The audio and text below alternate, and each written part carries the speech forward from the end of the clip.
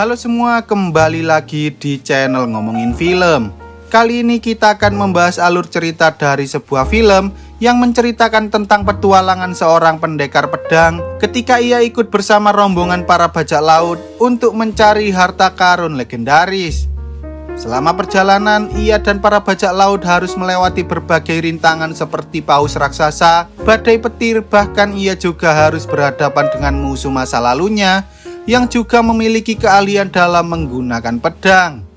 Lalu apakah mereka bisa menemukan harta karun legendaris tersebut? Wes ra usah kesuwen, langsung saja kita masuk ke alur ceritanya.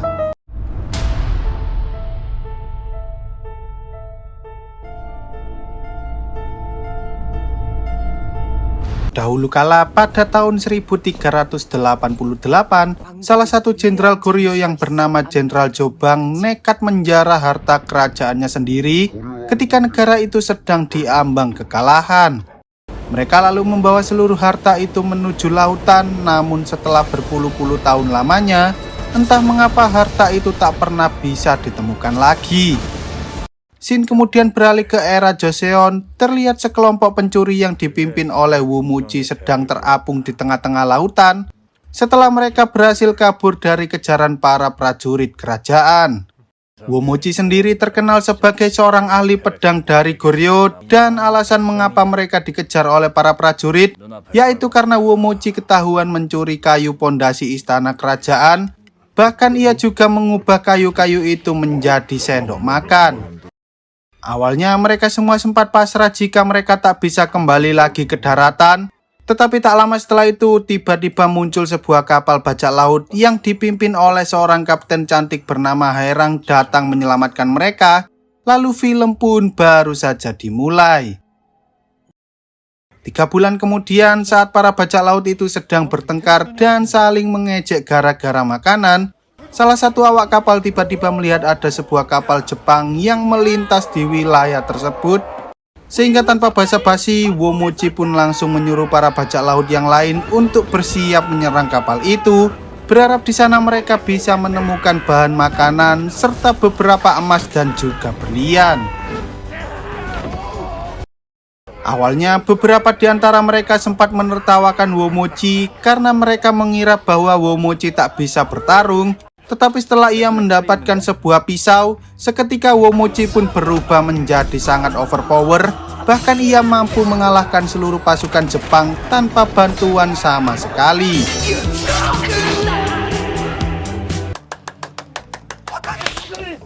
Namun tanpa disadari, saat mereka mulai menanyai para awak kapal tersebut, ternyata mereka bukanlah kapal pedagang, melainkan kapal biasa yang ingin menjelajah lautan. Bahkan persediaan makanan yang mereka miliki hanyalah ikan asin dan juga cumi-cumi kering. Kecewa dengan hasil tangkapan mereka, Haerang pun berniat untuk membunuh mereka semua, hingga akhirnya salah satu bocil yang ada di sana mengatakan bahwa tujuan mereka bukanlah menjelajah lautan, melainkan mereka berniat untuk mencari harta karun legendaris yang berada di wilayah perairan Korea Selatan. Kemudian setelah melihat peta yang berhasil mereka curi dari kapal Jepang, Wumuji menyadari bahwa peta itu menunjuk pada harta karun kerajaan yang dulu pernah dicuri oleh Jenderal Jobang. Dan karena para awak kapal sangat berantusias untuk mencari harta karun tersebut, Haerang akhirnya memutuskan bahwa mereka akan pergi mencari harta karun itu. Singkat cerita, ketika mereka tiba di pulau pertama yang ada di dalam peta, Haerang sempat kebingungan karena mereka tak bisa menemukan keberadaan gading gajah yang akan menuntun mereka menuju lokasi selanjutnya. Sehingga Wumuji pun mengambil alih peta harta karunnya karena ia merasa bahwa para mantan pencuri lebih menguasai wilayah daratan dibandingkan dengan para bajak laut. Lalu saat mereka melihat ada seekor sapi, Wumuji dan anak buahnya berniat untuk menangkap sapi itu terlebih dahulu. Tetapi tanpa mereka sadari, ternyata di belakang sana terdapat banyak sekali sapi yang langsung menyeruduk mereka semua.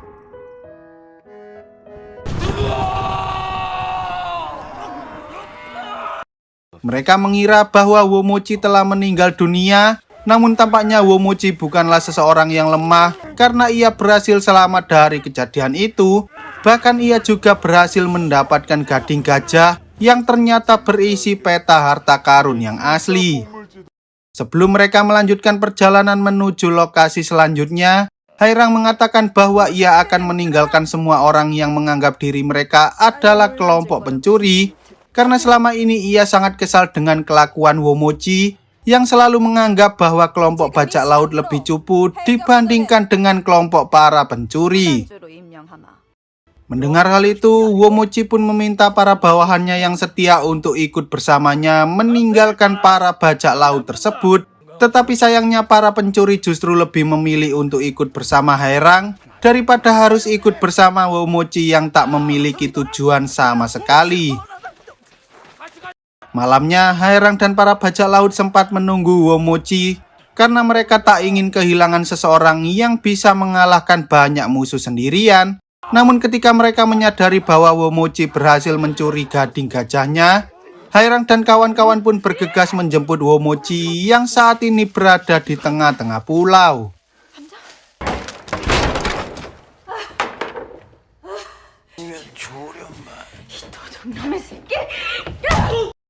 Ternyata orang yang telah mengambil gading gajah itu bukanlah Womochi, melainkan salah satu kelompok pencuri yang bernama Ma Yi.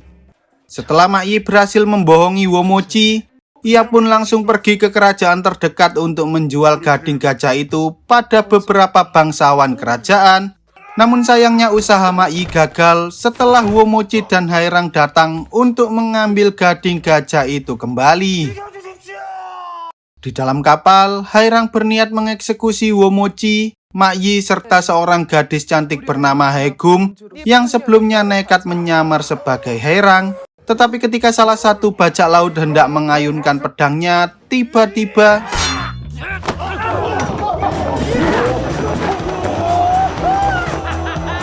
Hairang kemudian mengatakan bahwa ia tak akan mengeksekusi mereka jika Womochi mau mengembalikan gading gajahnya. Bahkan ia juga memuji kemampuan Womochi yang bisa meloloskan diri hanya dengan menggunakan pisau kecil.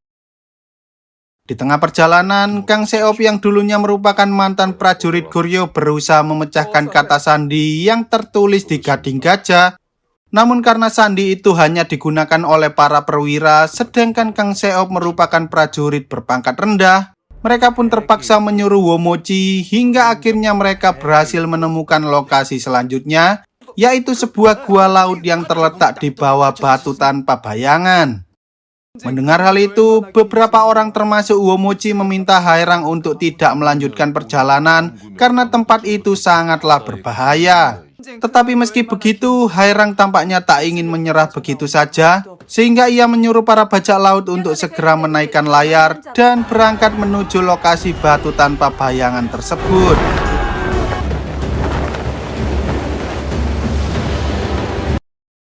Singkat cerita, setelah mereka semua tiba di lokasi tujuan, Hairang, Womochi, dan beberapa orang lainnya berencana masuk ke dalam gua laut dengan memanfaatkan arus air yang ada di sana, serta sebuah kantong yang terbuat dari jeroan babi agar mereka bisa bernafas di dalam air.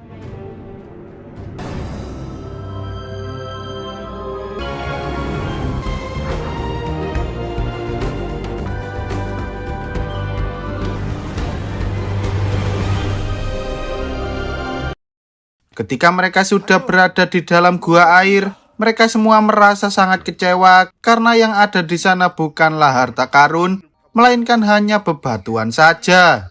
Untungnya Womochi memiliki pengamatan yang sangat baik, sehingga ia pun berhasil menemukan jalan rahasia menuju ruangan besar yang di dalamnya terdapat banyak sekali harta karun yang terbuat dari perak. Tetapi meski begitu, Womochi tampaknya tak terlalu senang dengan hasil temuan mereka karena harta karun itu seharusnya terbuat dari emas, bukan hanya benda-benda yang terbuat dari perak. Mereka lalu mencoba mencari petunjuk lain, berharap mereka bisa menemukan letak harta karunnya yang asli. Tetapi tanpa disadari, tiba-tiba mereka diserang oleh sekelompok orang yang juga sedang mencari harta karun tersebut, sehingga terjadilah pertarungan serius di antara mereka.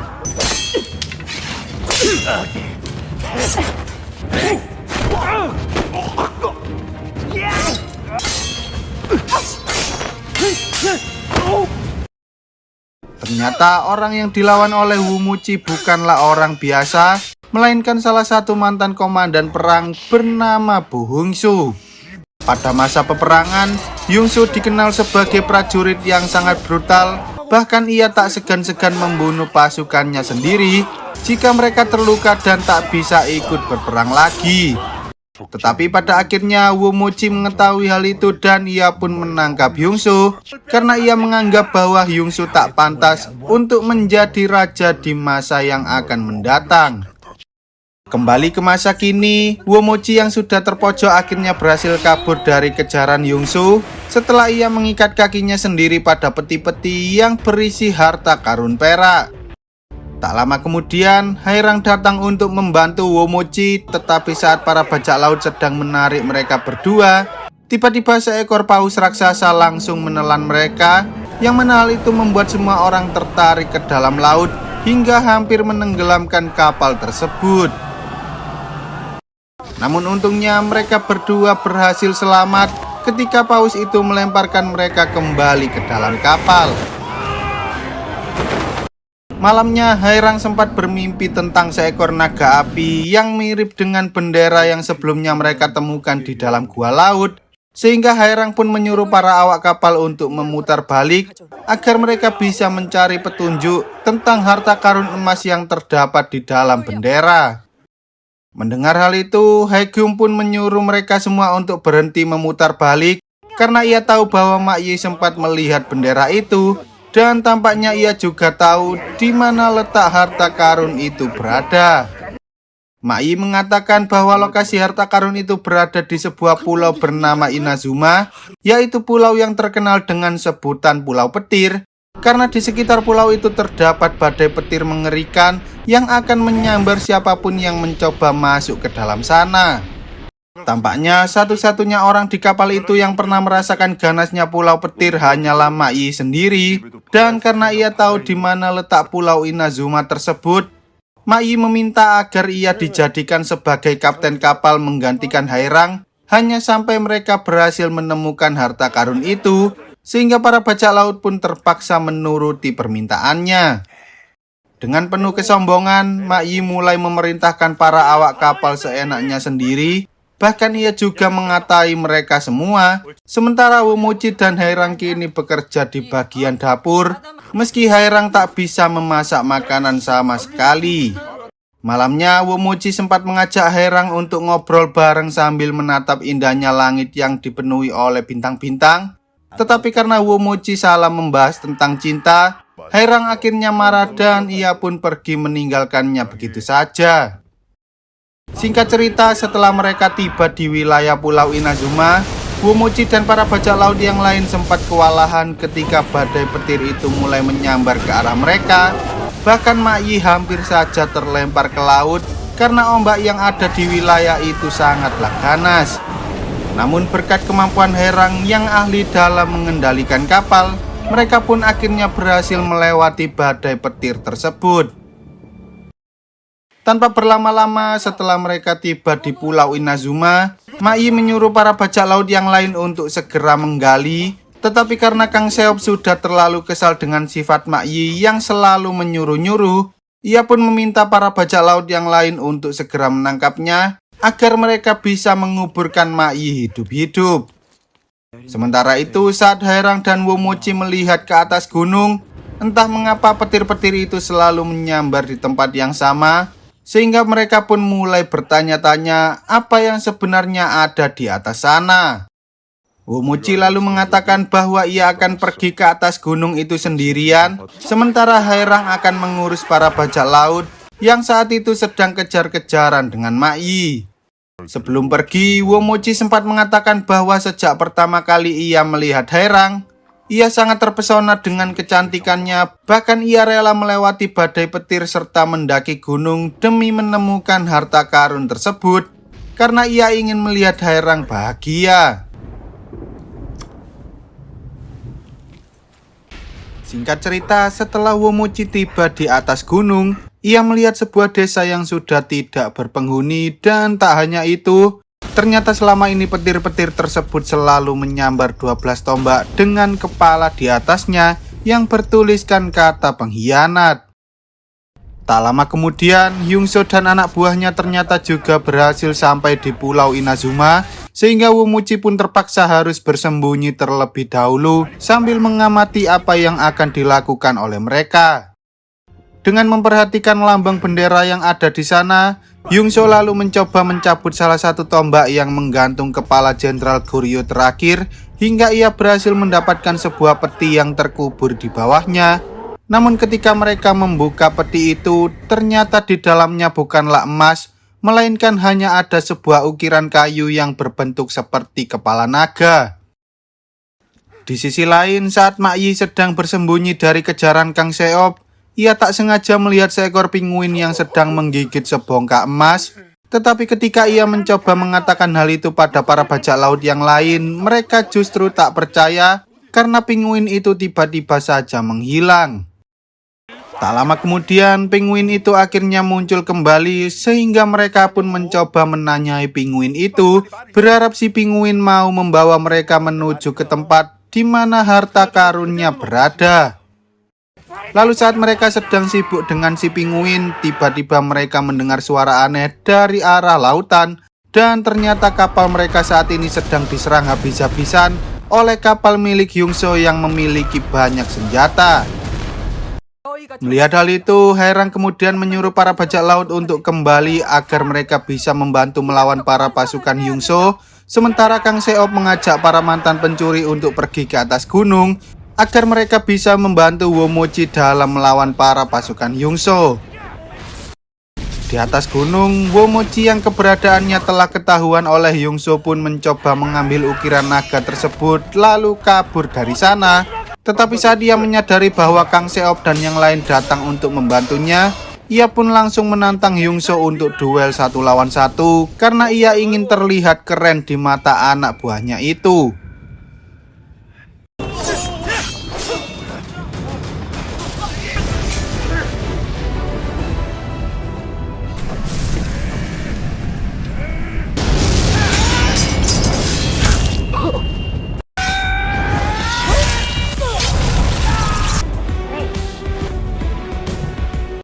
Di sisi lain, ketika Mak Yi mencoba mengejar si pinguin yang hendak kabur ke laut, ia justru tak sengaja menemukan sebuah gua misterius yang di dalamnya terdapat kapal milik Jenderal Jobang beserta seluruh harta karun kerajaan.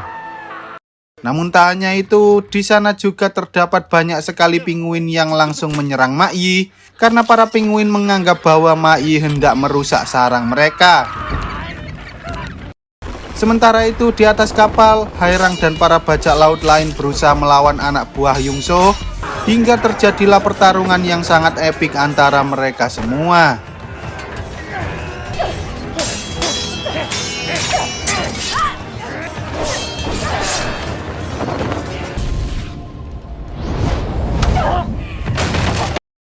Lalu saat kapal Hyungso mulai terbakar, para bajak laut mencoba naik ke atas kapal yang dikendarai oleh Mak Yi, hingga akhirnya Haerang berhasil meledakkan kapal musuh meski ia hampir saja terbunuh dalam kejadian tersebut. Tetapi tanpa disadari, ternyata permasalahan mereka belum selesai karena gunung yang ada di bawah laut tiba-tiba saja aktif, sehingga Haerang pun berusaha menggunakan kemampuan joki kapal yang ia miliki untuk membawa mereka semua keluar dari kejadian yang sangat mengerikan itu.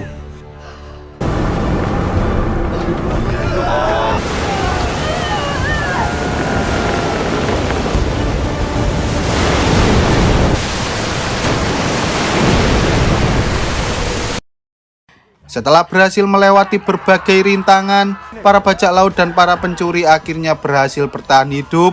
Bahkan mereka juga berhasil menemukan harta karun yang jumlahnya sangatlah banyak. Saat mereka sudah keluar dari Pulau Inazuma, Mak Yi meminta Haerang untuk menurunkannya di pulau yang aman, karena sesuai janji Mak Yi sebelumnya, jika mereka telah mendapatkan harta karun itu, maka ia akan berhenti menjadi kapten dan turun dari kapal tersebut. Namun karena di sekitar sana tak ada pulau sama sekali, Haerang pun mengatakan bahwa ia akan menurunkan Mak Yi di sebuah batu kecil yang hanya bisa ditempati oleh 1 orang saja. Hairang kemudian bertanya pada Womochi apakah ia akan tinggal bersama para bajak laut. Dan setelah berpikir cukup lama, Womochi pun mengatakan bahwa ia akan tetap tinggal di sana karena ia tak bisa pergi meninggalkan Hairang begitu saja. Mendengar hal itu, tanpa basa-basi, Hairang langsung mencium Womochi. Bahkan diam-diam Haekyung juga menjalani kisah cintanya bersama si pemanah bernama Han Gong ini, yang mana hal itu membuat para bajak laut yang lain merasa sangat iri kepada mereka. Lalu film pun tamat. Oke lah, sekian dulu untuk video kali ini. Semoga kalian semua terhibur. Jangan lupa untuk support channel ini dengan cara klik tombol subscribe lalu nyalakan loncengnya, agar kalian tidak ketinggalan dengan video-video terbaru dari channel ini. See you on the next video dan sampai jumpa.